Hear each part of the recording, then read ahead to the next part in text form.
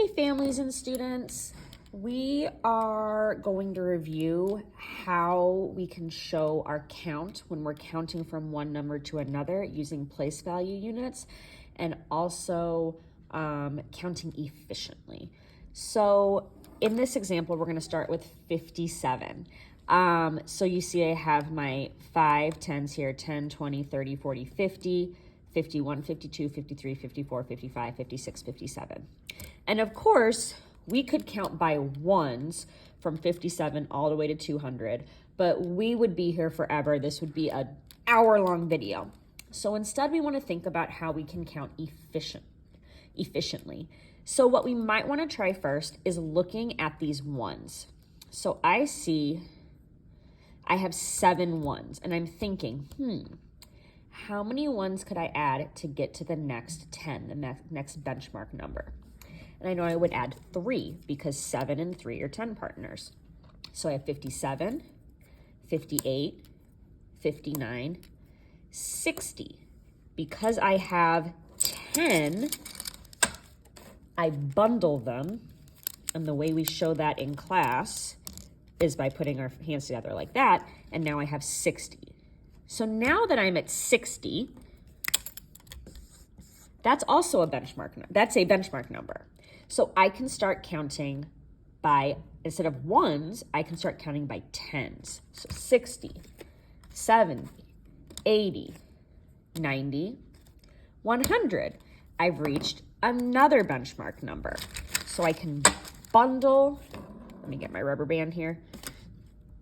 I can bundle my 10 tens into a group of 100. Now that I'm at 100, I can now count instead of by ones or instead of by tens, I can count by hundreds. So I'm at 100 and I can count to 200.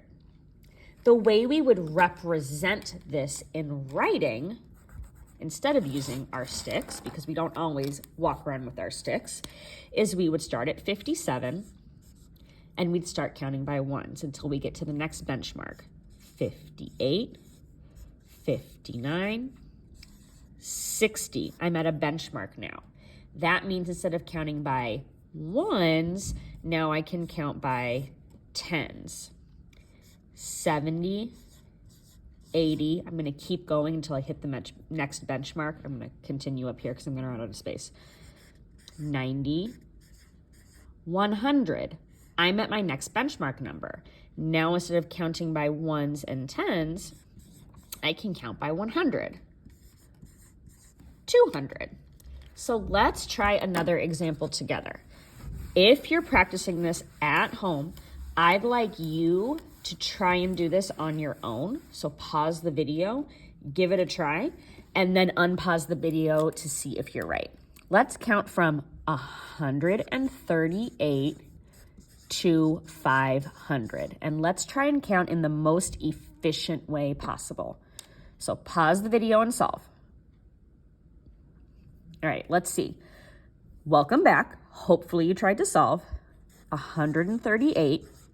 I'm going to start counting by ones until I get to a benchmark number. 139, 140. Benchmark number. Now, instead of counting by ones, it's more efficient to count by tens. 150, 160, 170, 180, 190, 200. Stop. I'm at a benchmark number. So now it's more efficient to count by hundreds. 300, 400, 500. I made it from 138 to 500, and I counted efficiently. I used ones until I got to a benchmark. Then I used tens until I got to a benchmark. And then I used hundreds until I finally got to my final number. Now, let's say if we were doing a problem where we're not ending up with 100, like a 500. Let's try counting from, let's say 259 to 417. So pause, give it a shot, and then come back when you're done. Okay, hopefully you gave it a try. Let's check. 259, I'm going to count by ones until I get to a benchmark. 260, I'm at a benchmark. So now instead of ones, I can count by tens. 270, 280, 290, I'm going to keep going until I get to a benchmark. 300, I'm at a benchmark. Now it's more efficient to count by hundreds. So let's see, I'm at 300. I'm trying to get to 400. So I definitely can add another one. 400. Okay, I can't count by another 100 because that'll get me to 500 and that's too far. So now I need to think, what can I count by next? I'm going to think about tens. Are there any tens in this number? Yes. 410. Okay, can I count another 10? If I count another 10, it'll take me to 420. That's too far. So now I'm going to go by ones again.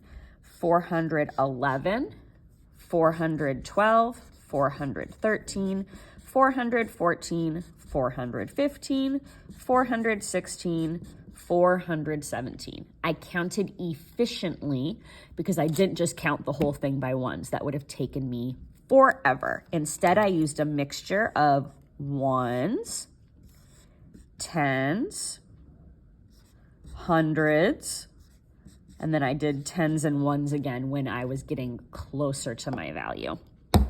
Hopefully this video was helpful for how we learned to count in class, and keep on rocking, being a great mathematician.